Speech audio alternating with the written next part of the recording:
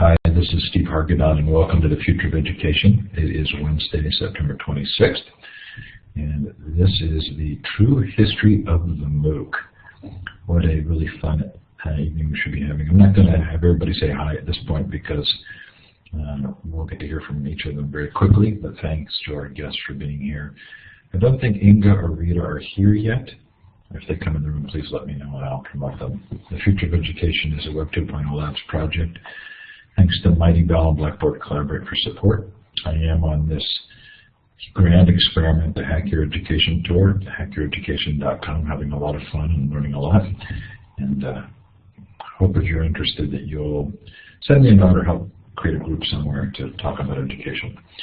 The Learning 2.0 conference recordings are all posted. They're at learning20.com. And just a tremendous set of resources. Coming up next week, can't believe it's happening so soon, the Future of Libraries 2012, October 3rd through 5th. About 150 sessions, great keynotes, 24 hours a day for 2 days. Don't miss it. It is free. And then in November, the Global Education Conference. This is the third year, our 5-day, 24-hour-day event. We're still taking proposals to present at the Global Education Conference. This is not a global conference on education. It is a conference on global education. It's about connecting students and teachers with each other. We would love to hear from you if you think you have something valuable to teach us. Coming up on the Future of Education tomorrow night, can't think of a more interesting contrast, Thomas Vander Ark on Getting Smart.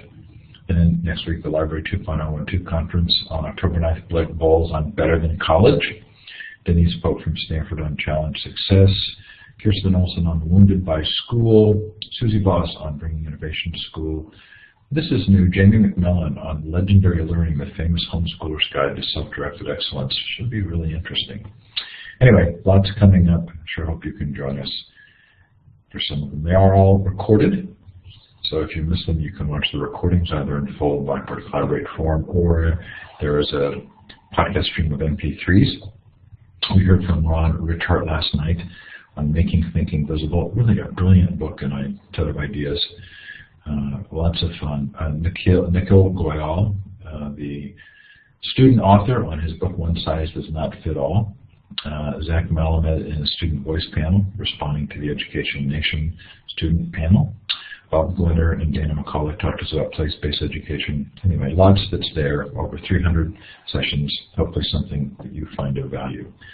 We're going to give you a chance now to indicate where you're listening from. Feel free to put them in put your location, time, temperature in the chat. You can click on the star icon to the left of the map, and then click again on the map. It gives us a visual sense. So North America, Australia, India, New Zealand.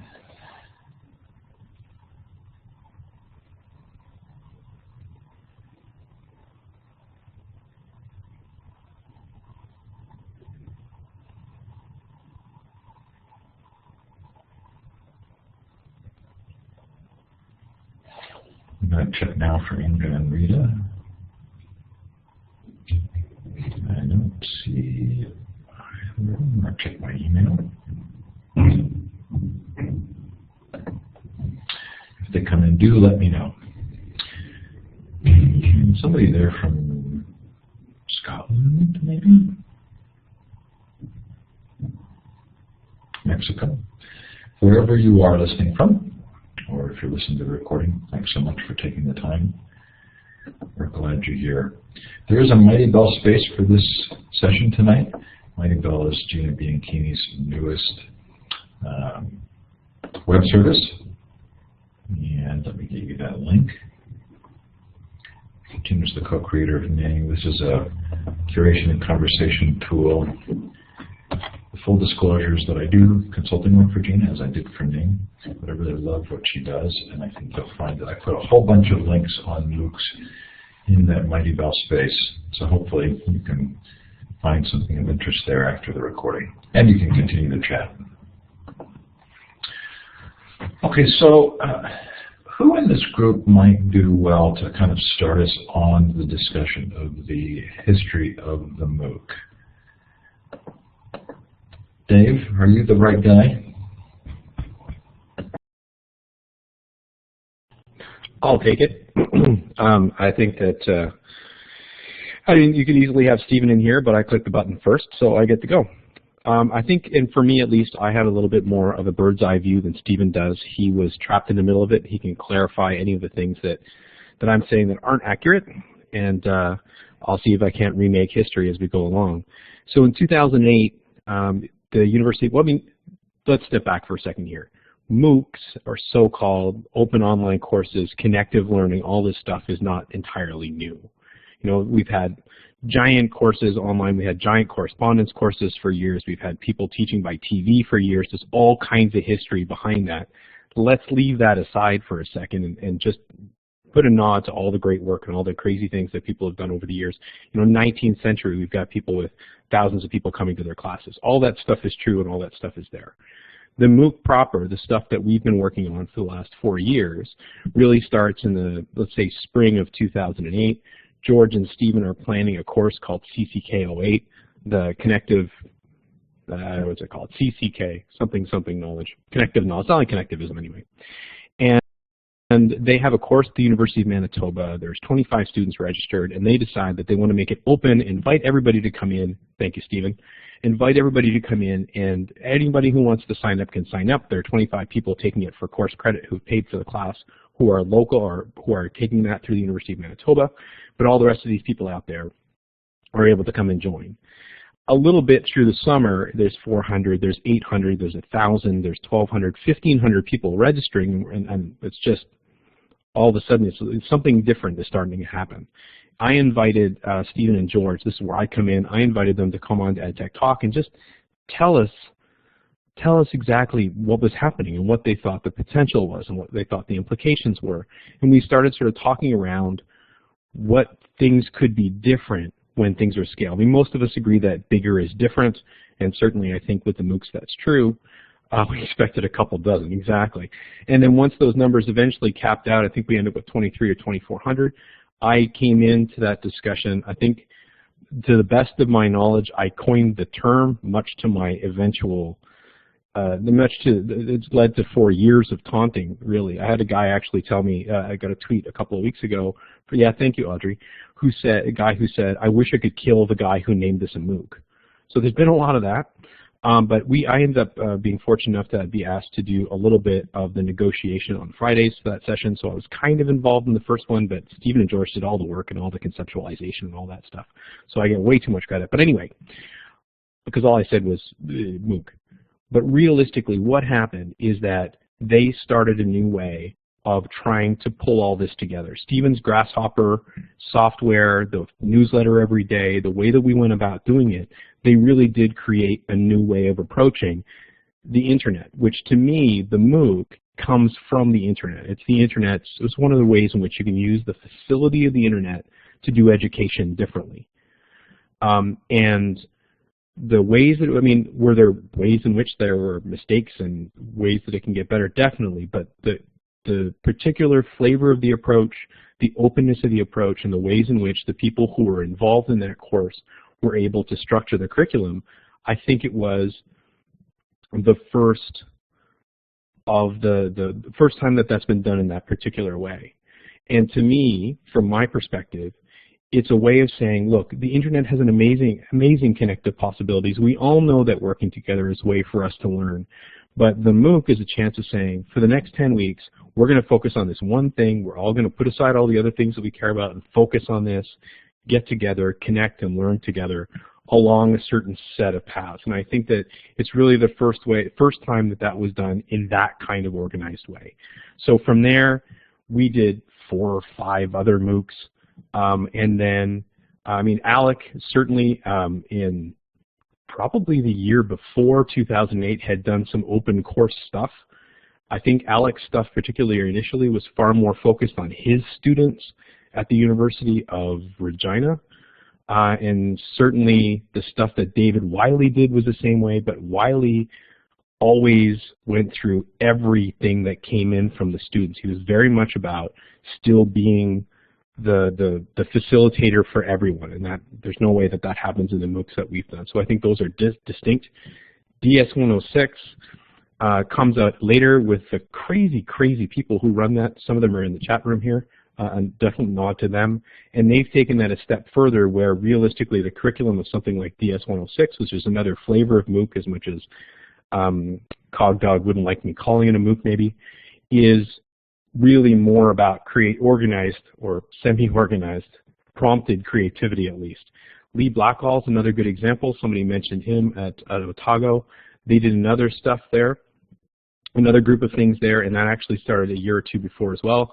Again, I would think that the flavor of what they did was slightly different, but certainly part of that sort of nascent approach where we are all sort of going, wow, we've got all this internet, the connective technologies are a lot stronger now than they were a few years ago.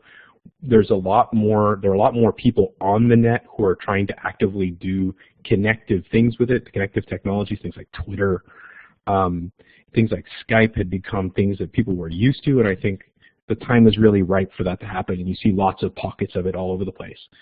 From 2010, 2011, or actually the really late 2011, all of a sudden MITx comes out, and then right after that you get the Coursera, Udacity, all the rest of this stuff.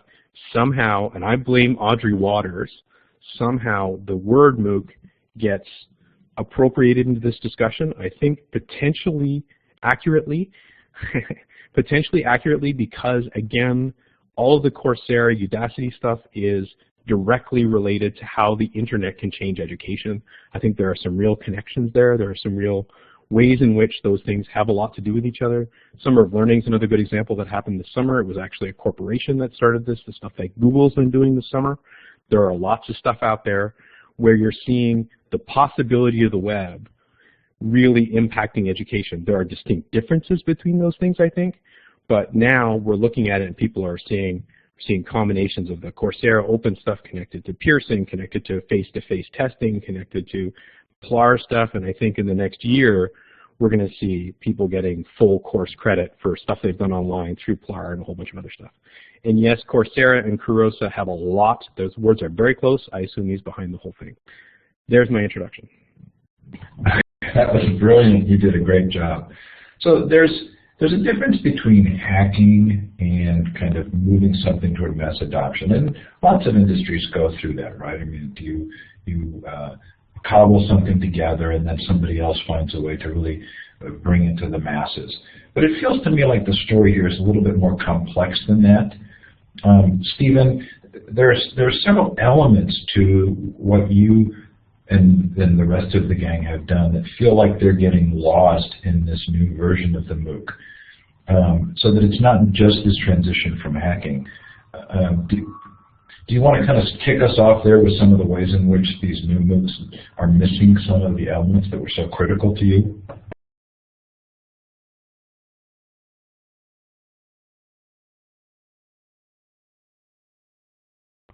So that was directed to Stephen Downs, but you can't. Sorry about that. It helps if I press the button.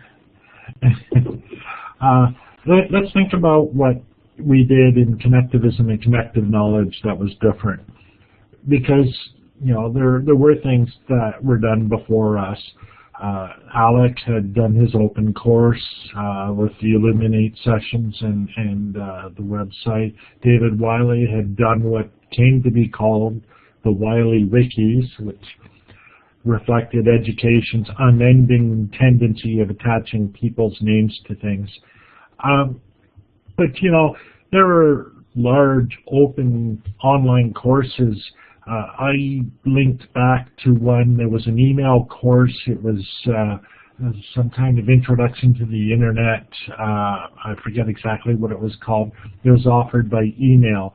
So the whole idea of large open online courses existed well before what we did. And we've always been very clear about that. What we did in connectivism and connective knowledge is we distributed the environment. Now, what I mean by that is instead of having the course located in one central location like a wiki or an LMS or something like that, we used materials and resources from all over the internet, and the course was designed as a way to connect them. In the first instance, what we wanted to do is reuse open learning materials, but not to reuse them by bringing them in and making them part of our stuff, but just by providing a link to them so that people could go out and read that resource wherever it happens to be. But in the second instance, we also had course participants participate by creating blog posts or whatever in their own environment, in their own Blogger blog or WordPress blog or whatever, and we would link to them. We would aggregate the links to their materials and make those available. So we had this decentralized structure. And also, just to take that a step further, and this is all, again, still in CCK08, we encouraged them to set up their own activities, their own discussions, whatever, outside the course. And they did. There were 3 separate Second Life groups that were set up, 1 in English and 2 in Spanish. There were Google groups set up. There were a whole bunch of things set up that were outside our environment entirely. And over time, I began to aggregate some of that as well. People used Twitter, people used Facebook. They still use these things in the connectivist courses. So what made our course massive is the fact that it could be massive. It could be massive because it was distributed, and we didn't end up these bottlenecks that made massiveness such a terrible thing. And let me be clear, actually, there was a case where we did run into that. Our first connectivism course used the Moodle LMS as well as a blogging environment and Grasshopper for all the aggregating in that. And Moodle, of course, has its own internal discussion. And at the beginning of the course, we had several hundred people, several thousand people, but I think the actual number is several hundred, trying to use this discussion forum all at once, and it was a horrible mess. And then we got into discussion forum wars where people tried to dominate the discussion, and it was, it collapsed on its own weight. And if you go back and you look at the CCK archives, you find me reacting to that by telling people, get out of the discussion, put your comments on your own blog, we'll aggregate them, we'll bring it in. So, it was attempting to deal with this large number of people moved us off the LMS and into this distributed environment.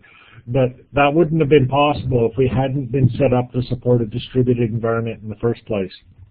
Coursera and all the rest of them, Udacity, Udemy, and all of that, they don't have this element.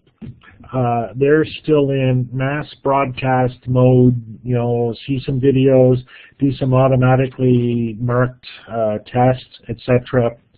But they don't have this network of distributed resources outside the centralized course site. And so in that way, they're massive, they're open, and all of that. But they hit kind of limits as well. They hit limits in the support that can be offered. They hit limits in the interaction that can take place. Although, they are and will be MOOCs, because one of the things we've discovered, and we saw this in some of the other MOOCs that developed, people will set up these external networks anyways, with or without the compliance of or with or without the support of the course operators. We even saw that in that Stanford AI course. You can find discussions about that Stanford AI course all over the internet. They're not directly related to the course, but over time, as they offer these massive courses, you'll see them supporting and bringing in this internet-wide discussion. I'll leave it there, and Steve, turn it back to you. Thanks, Stephen. So a level we're distributed, and it feels as though in distributing the course over the web, you're sort of modeling the agency that is allowed to the participant and the kind of growth that would be involved and their own connecting with each other.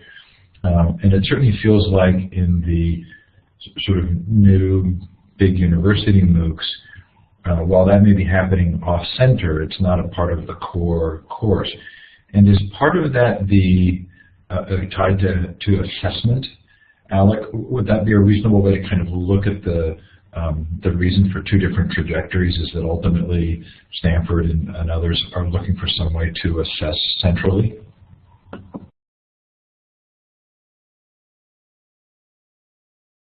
I'm not sure if that's my the greatest jumping point off for me, but I'll give it a shot. I do want to go back to what Stephen mentioned as well. The course that I ran, and I've run for about 4 or 5 years, certainly wasn't the massive size of the ones with Siemens and Downs and Cormier, and certainly not the scale of the other the new ones, Coursera, etc. But one of the main tenets, I think, was also the decentralized piece, which I think was really important. If I sound a lot of breath because I'm running around with a laptop chasing after my 2-year-old, so it's an odd sensation. Mine wasn't nearly decentralized, I think, in many ways, let's say the CCK08 one, but one of the main tenets, I think, around that was really the idea of, one, certainly using as many free or open source software as much as that was possible. Really, when it came down to it, was I wanted to use tools that any teacher could use, that anyone could use. In fact, we didn't even use Illuminate or Blackboard the very first year. We did some really crazy hack to Ustream and Skype and 3 other types. I think I have a popular post that kind of describes the process, but it was really quite something at the time. But there was a really important piece, I think more than anything, and it still exists today, was that students, as Stephen mentioned, that students should be in their own spaces. And then at some point there's some aggregation. Although I had most of my course materials online in a wiki, everything really funneled through, whether it was Delicious resources, now I think we use Digo, the aggregation, we taught students how to create bundles. I don't think there was bundles back then, but the idea of them being able to subscribe to each other via Google Reader. But again, certainly have people blogging in their own spaces. The other piece that I think was different than mine, and this kind of goes into the assessment piece, which I think is really quite important. Oh yeah, Google Bundles now work again, by the way. Google never, they just decided to work all of a sudden. Google never really paid attention to it closely, but they work now. The other part that was very different about my class is I only had really 20 core students, and those were graduate students from the University of Regina that I really, she's around here somewhere, that I really focused on. The idea of my course was less about creating a MOOC or creating an open course, but it was just basically allowing my students to be actually tutored and mentored by people around the world. So part of it was my philosophy of having things open and letting a graduate class be open. So it was really focused on 20 graduate students, and we decided at some point just to bring everyone else in. But as the course developed over 4 iterations, we decided, let's see if we can make some of these people work and help graduate students and mentor them in different ways. So some of them weren't as interested in the course, but they were really part of it. They supported people on Twitter. They supported people in different ways. So I never really got that big. It was never meant to be big. But if you think about the metrics at that time, it was about 200 other outsiders versus the 20 students that I really focused on. But when it comes down to it, it was ideally up to about 10 mentors per student if you broke it down by students, but ideally it ended up being much different than that in some ways. But it was really an interesting focus. But again, my core, and this is something that I've been really struggling with in the last little while because I'm looking to run a type of MOOC with no core, with no graduate students, with people taking it for other reasons, without the assessments, without the carrots, for instance. And it was really easy to keep those 20 students engaged because they had to be.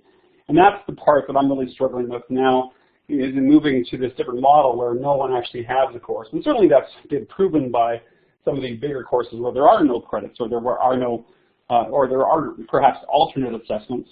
But I think that's really important. But the mentorship model has been core to the one that I've done. But of course, I think, as I mentioned with Stephen as well, I think the distributed nature of these courses is so incredibly important. And again, that gives the connectivist MOOCs a different edge in terms of what could actually be learned in many different ways. So anyway, that's my piece. I'm going to keep on running around after my 2-year-old. That's sort of a classic moment here in webinar history, is the mental image of you chasing a 2-year-old holding your laptop and responding to us.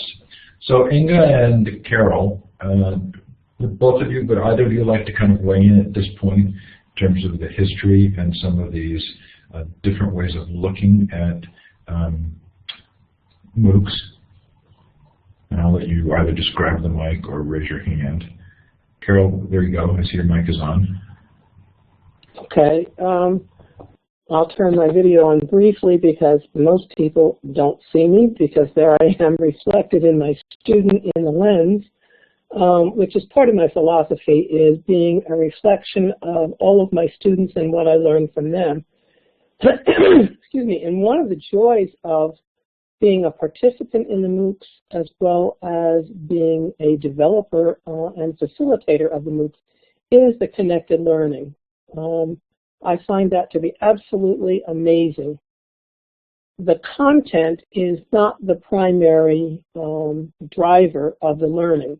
It is the connections, the networks, the learning how to use different technologies, becoming comfortable with them, and moving from that point on. What I like is that the participants also have the opportunity to shape their learning and shape the direction that the course might be going. What Dave, Alec, and Stephen have done is absolutely amazing, and I have stolen from them shamelessly. Stephen has been a great support. I use Grasshopper in the MOOCs that we have worked with. Betty Hurley-Duff-Gupta has been my collaborator on this, and she's somewhere online here. What I've really enjoyed about it is the fact that not only am I learning, but the students are learning. We learn together. We learn around one another. Beyond that, I think the fact that the students literally have to jump in and learn to swim, what I've seen as the results is that they learn how to be more critical thinkers. They learn how to think better on their feet. They learn to be more reflective. And that's really joyous for me. And I will say that in the one MOOC that I started last year, and which incidentally is still running, we had originally 9 or 10 credit-seeking students plus 1 graduate student. It sort of ran this summer. I had a few credit-seeking students, but I also have participants from the outside who stuck with it from last fall. And this semester, September, I started again with 9 more credit-seeking students and a few new people who are coming on board. So that's been my experience. I want to shut my video off now because I think people have seen enough of me.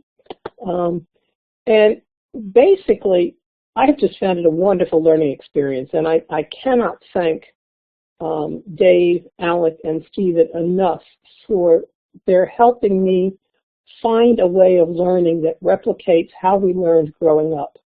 And that, for me, was the greatest joy. And then trying to create a learning journey for other people as well. And I think I'll pass it on to Inge, who's done some really amazing stuff. Thanks. So Inge, we didn't have you test your microphone, but to turn your mic on, you click on the talk button at the top left.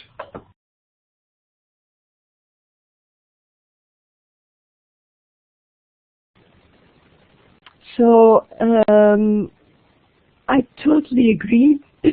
Sorry, it's my morning voice, so morning European voice at that.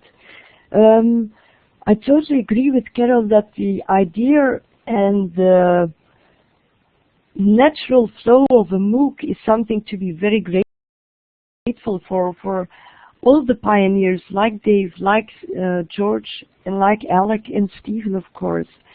And the thing I really like about it is to get people communicating with each other in a dialogue, and which I think is especially fantastic if you want to get some expert learning going on, because for adults, in many cases, if you are specialized into something, or you want to specialize in something, you already have that big amount of expertise, maybe in another field. Well, talking from my own MOOC experiences, but even if the fields between the adults don't really match up, because of the MOOC and because of the openness and the option to be willing to create spaces for emergency or the emerging ideas principle, I think it's just great. I never in my wildest dreams could think that people would start partnerships, for example, or would start and join hands. Like this year in the MOOC, I started giving MobiMOOC, or a massive, well, I wouldn't call it massive, but there were like 600, 700 people, but it's an open online course more than anything else. And in fact, people started their own research and development departments. Others have started a European partnership collaboration. Others have joined hands voluntarily to get some mobile learning projects from the ground up. And it seems to work very well, where in the more transformative courses like Udacity and Coursera, yeah, you actually just stick to the course. There is less openness for getting new ideas out. So I totally agree that it's wonderful. So George, you're here and I made you a moderator. I had originally put you on the list, and then I went back through my emails and saw that you had sort of politely declined with a busy September. So I'm going to have to grab a picture of you and put it up here. But did you want to just watch, or would you like to contribute? Okay. So I'll ask this question of the panel, and we're all laughing. It's got to be Dave Cormier, who is doing all of this drawing, because we can see the little pencil icon. Is it too broad a brush to compare the MOOC work that you all have done with the kind of Coursera and big university MOOCs? Is it too broad a brush to see in that difference sort of a potentially looming conflict between two different viewpoints of education? Would anybody like to take that? Well, if everybody's going to be shy. This is Dave Cormier here. Yes and no. I don't think they're entirely conflicting in their results. I think, as I said in the chat room and Stephen alluded to in his description, I think you're seeing pockets of MOOCish, what we would call MOOCishness inside of what I would call an ex-MOOC inside of the Coursera sort of stuff. They're rallying points. Anytime you've got something where you've got a rallying point and people are able to come together, I mean, you can't stop the networking from happening. The biggest problem I think that we've had with MOOCs, particularly as you start to go out with them, is people aren't accustomed to them yet. The more that happens, I think the more we're going to see practices develop. So I think that there's going to be a lot more overlap as we go forward. Already we're seeing more collaborative stuff and interactive-y stuff coming into the language around the ex-MOOCs. And by that distinction, ex-MOOCs being Coursera, Udacity, giant single location, not distributed in the way that Stephen described earlier. And I think we're going to see more and more of that happening. And certainly as the accreditation continues to get increasingly distributed, you know, there's the formal Pearson stuff, which is what it is. And then there are now schools that are coming online and going, so you're saying that we could just say, we offer accreditation, and we could come up with some kind of PLAR way, prior learning acquisition, or some kind of other way. And that's actually the model from Otago, I don't remember. It's the PLARing of the course that was the magic of the Otago model that was done by, what's his name from somebody will put the name in the chat room here. What they did is they taught the course and then allowed people to challenge for the course at the end of the course, which is really, really nice. They had 70, I think, in that first run. But as the accreditation model continues to be distributed, the courses will get more and more, I think, collaborative as people realize the only thing they need to do is understand what's going on, and then they can challenge for credit in whatever institution they like. And I can't imagine, I really can't imagine that there won't be 30, 50, 100 institutions all around the world in the next 2 years who are going to give you ways to just go in and challenge. I mean, Western Governors has been doing it for 10 years. So I think we're going to see more and more of that, and I think that's going to pull them together. So there's clearly not a well-defined revenue strategy for these universities, or at least if there is, I'm not fully aware of it. There seems to be some amount of, as Audrey described it, fear of missing out. And Dave, as you sort of painted that vision, I'm not sure I see the benefit to Stanford or Harvard or MIT to being the ones to hold these, especially after sort of the open courseware statistics have come out and shown who's actually using them. Is there a good model for these large universities, or is this a case of people just kind of jumping on the bandwagon, do you think? And again, I would open that up to anybody who would like to respond. Yeah, I think it's a bit of both. I think that the large universities are trying to forestall a bit the next logical development. And if you can give me a blank slide, I'll illustrate for you what the next logical development is. What you have is the MOOC in the center, so there it is, right? For example, CCK or AI or whatever. And right now, the model is you have something like Stanford, right? And so there you have Stanford, and you have the MOOC, and everybody's going to the MOOC and taking a Stanford course. But where the model is going to go is you have different institutions. So instead of just Stanford, you have Otago, you have Athabasca. Sorry about that. You have Indira Gandhi. You have Schlepp.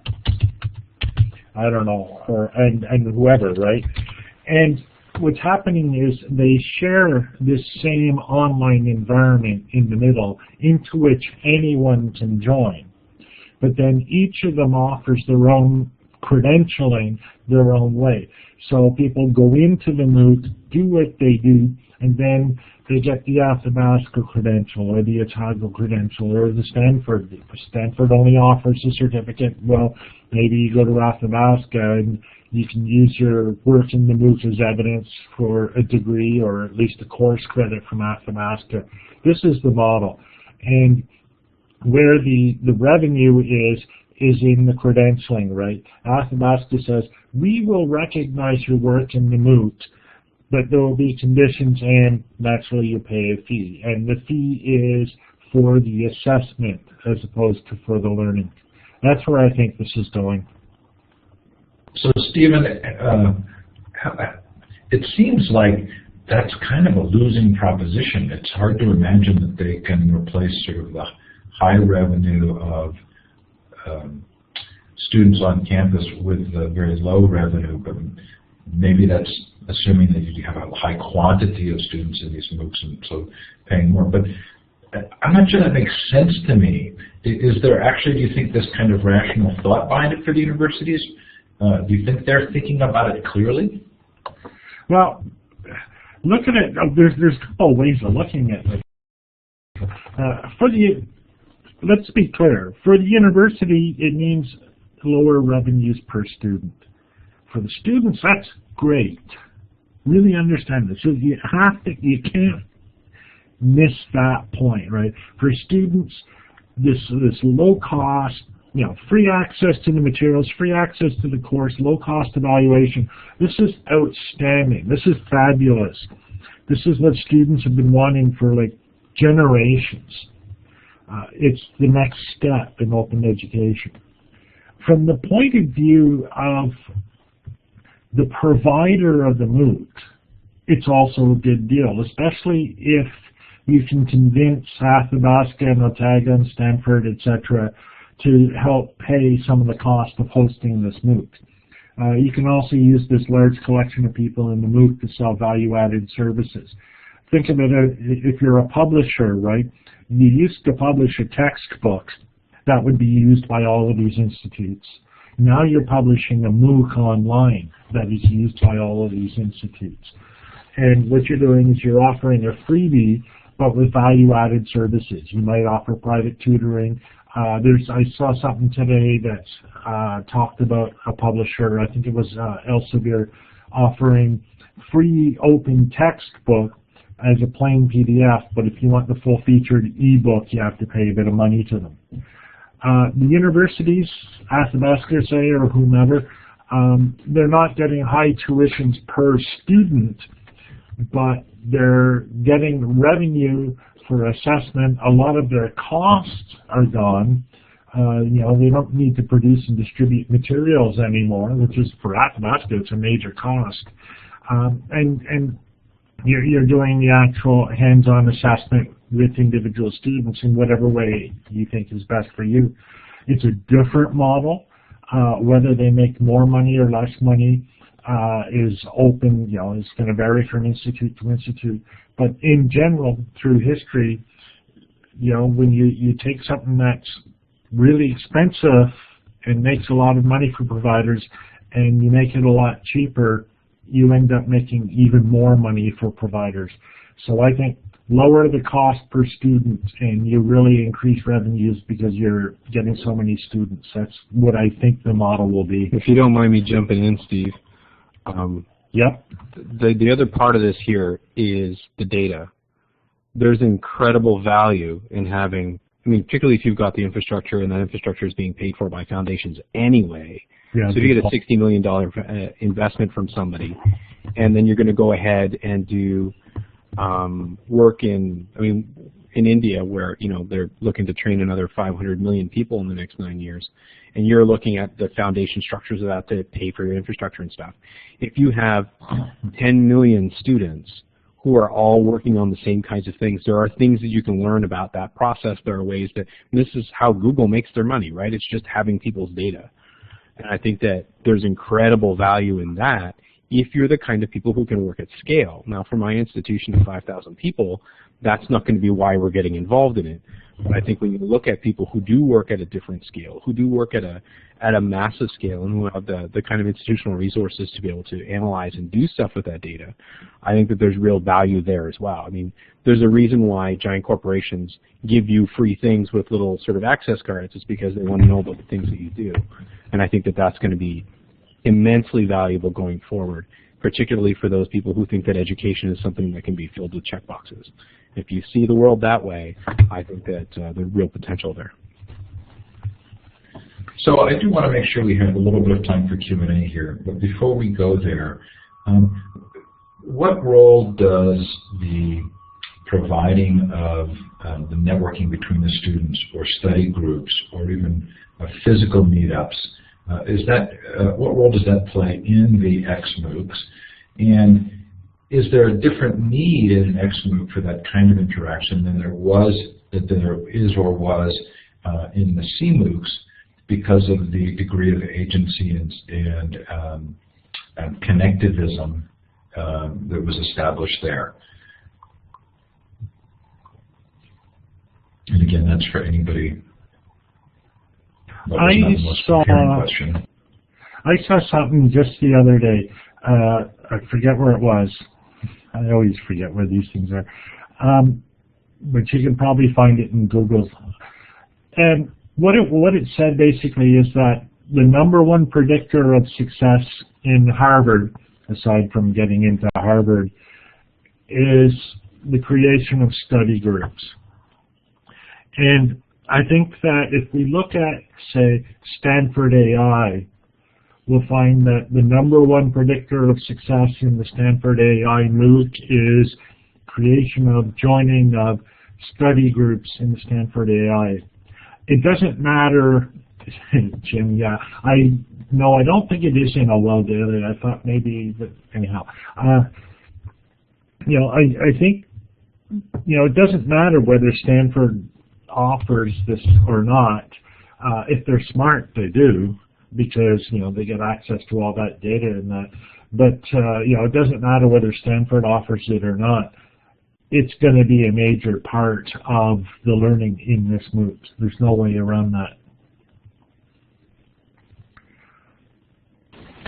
Can I add just a short comment on the MOOCs? Whether, no matter which type of MOOC you look at, CMOOCs or XMOOCs, it does keep coming from a dominant, more English-speaking side. And as such, I feel that there is, of course, a shift going on in MOOCs or in the delivery of content, which is even happening even more now than it was in the past. If you look at open educational resources, a lot of them are in English, but that, I think, can result in an extra digital divide with minority groups or different language groups being a little bit left behind. That's all I want to say. Interesting. Okay, so we have about 15 minutes left. I did want to make sure that we had a chance to ask questions. If you posted a question in the chat, I probably have missed it, but feel free to post it again, or you can raise your hand. That's the third icon over in the participant box. It's a hand, and you can raise it, and we'll give you the microphone. MOOC fries. How funny. It actually made me think that Dave was saying that there's a market for the accreditation. I also wonder if there might not be sort of an interesting side market in the kind of study groups or connecting, especially in physical connecting in different cities. While we're waiting, okay, so where did MOOCs actually come from? So I think Dave answered at the beginning of the show that he'll take credit for having created the name, but if you wanted more than that, blame.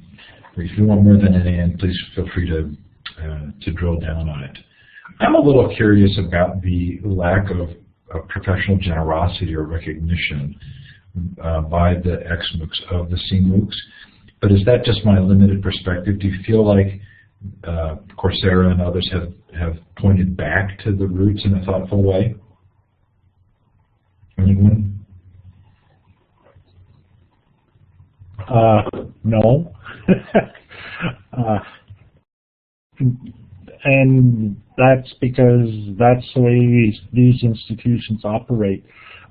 If you look through the history of this stuff, and this is a pattern that's been repeated over and over and over,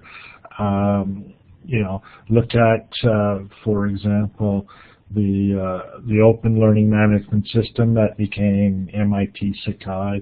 Look at Open Archives Initiative that became pretty much unaccredited, became DSpace. Look at Learning Design that was created by Rob Koper, which was basically appropriated by IMS to become Learning Design, and so on. So that's what they do, right? They don't credit, and that's just the way they operate. Yeah, George Siemens is making an interesting point about kind of the Stallman versus the free software versus the open source software movement, and kind of what people would describe as the practical realities of adoption and expansion based on how people work. And that would imply that the kind of connectivism that's associated with the CMOOCs is sort of will always be kind of a secondary narrative. Can we see a path here where, Stephen, as you've described this central space that everybody's working in, where the connectivism model could become the primary model? Are we at a point in history where that might happen?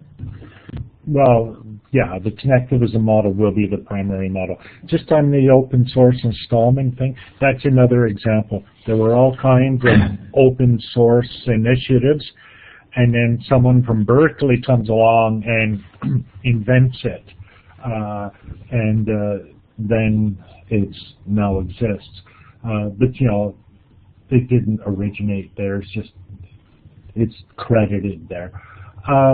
No, look at the picture I've drawn. I've been busy drawing here. You see the X MOOCs in the center.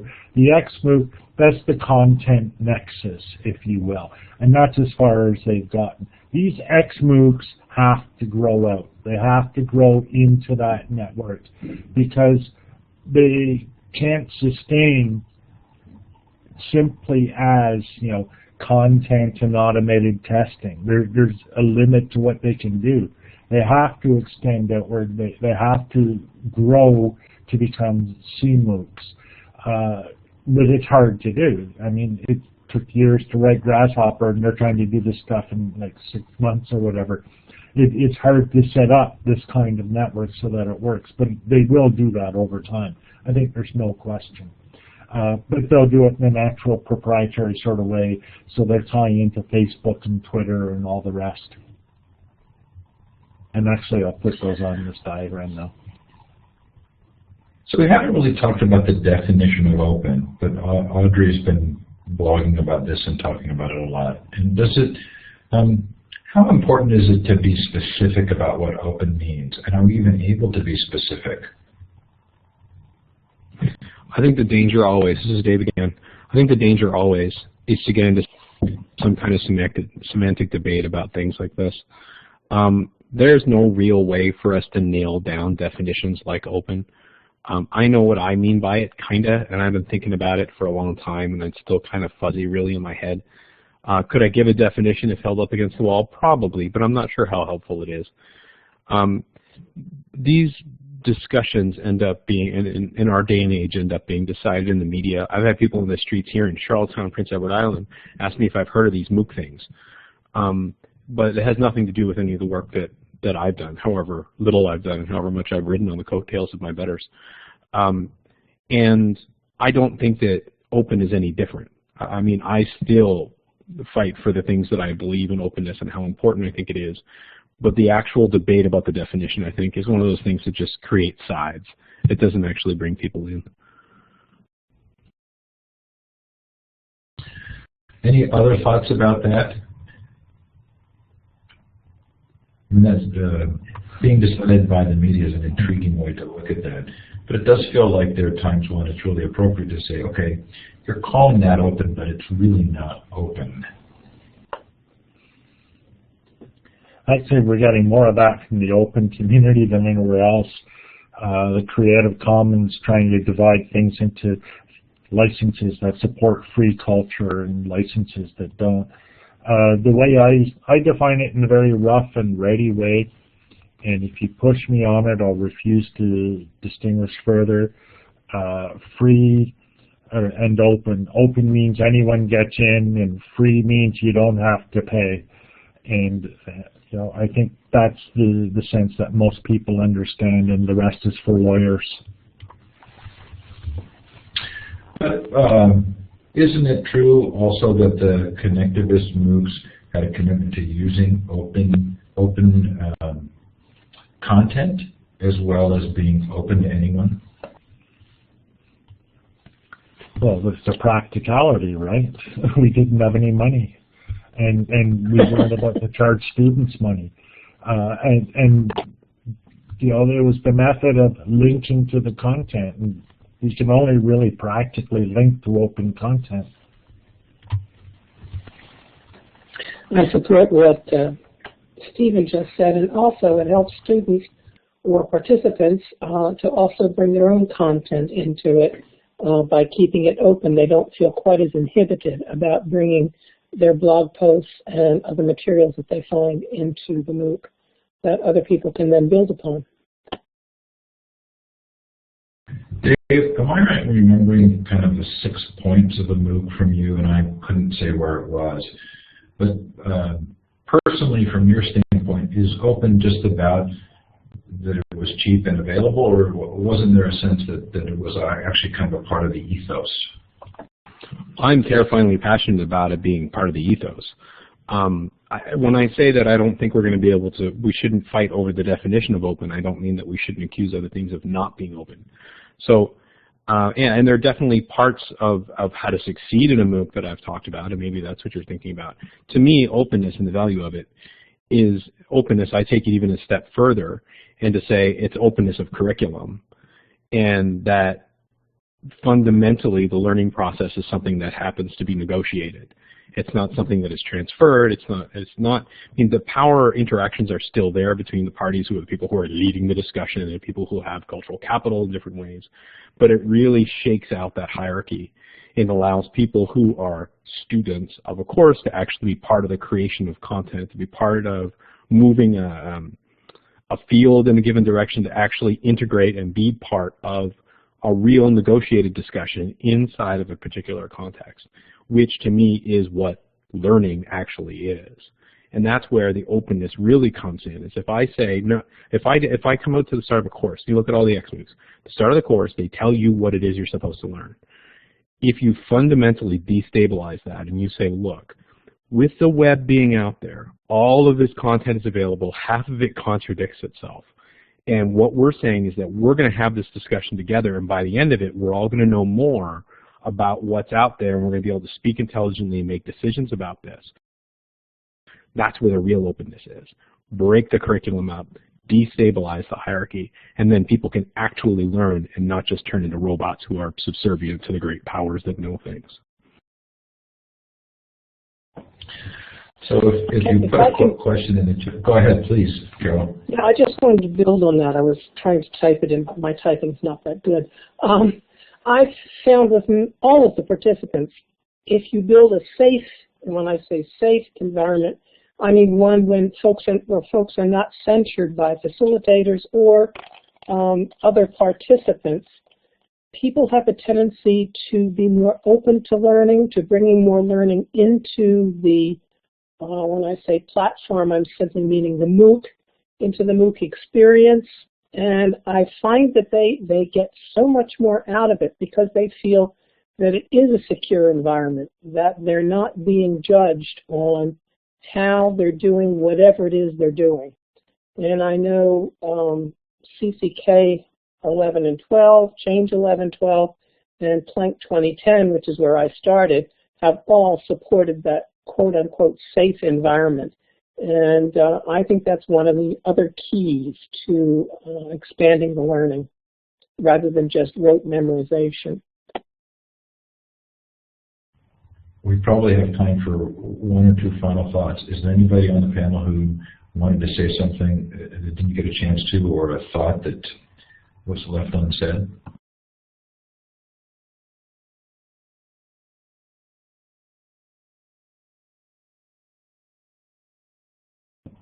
Don't all grab the mic at once.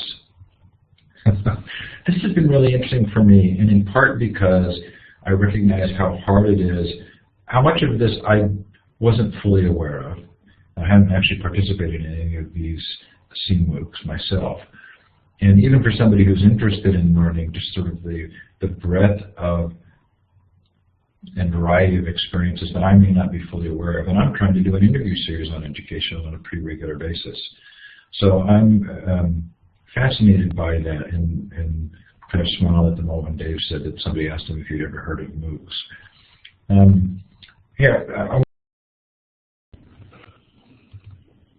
Yeah, I've had people inside the organization where I work send me information on this new trend. Well, I'll express my own personal appreciation to each of you, both for being here, but also for the kind of passionate way in which you think about education and try and model your own personal beliefs. I really appreciate it. And thanks for being here tonight. Thanks everybody for joining us. Tomorrow night, if you want a horse of a different color, come hear Thomas Vander talk about getting smart. And thanks everybody for being here, and thanks to our panelists.